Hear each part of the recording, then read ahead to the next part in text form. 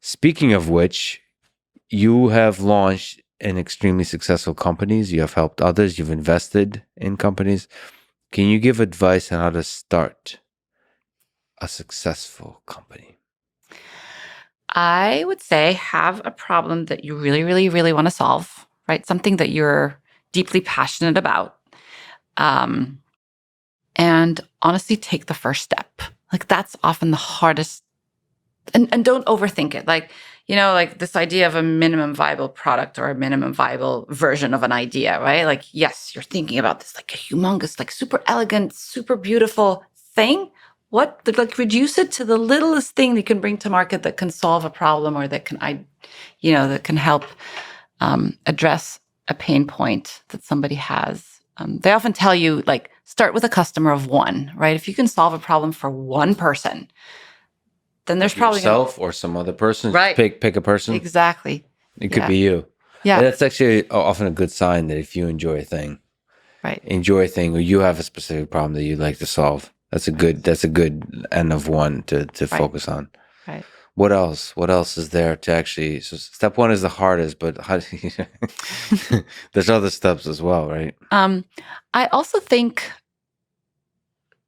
like who you bring around the table early on is so key, right? Like being clear on what I call like your core values or your North Star. It might sound fluffy, but actually it's not. So, and Roz and I feel like we did that very early on. We sat around her kitchen table and we said, okay, there's so many applications of this technology. How are we going to draw the line? How are we going to set boundaries? We came up with a set of core values that in the hardest of times we fell back on to determine how we make decisions. And so I feel like just getting clarity on these core, like for us, it was respecting people's privacy, only engaging with industries where it's clear opt-in. So for instance, we don't do any work in security and surveillance. Um, so things like that, we very big on, one of our core values is human connection and empathy, right? And that is, yes, it's an AI company, but it's about people. Well, these are all, they become encoded in how we act, even if you're a small, tiny team of 2 or 3 or whatever.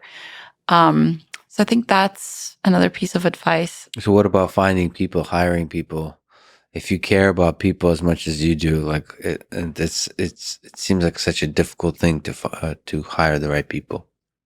I think early on as a startup, you want people who share the passion and the conviction because it's going to be tough. Like I've yet to meet a startup where it was just a straight line to success, Yeah. right? Even not just startup, like even in everyday people's lives, right? You always like run into obstacles and you run into naysayers, and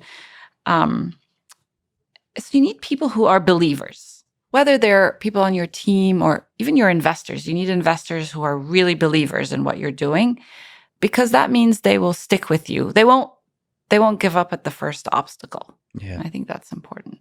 What about raising money?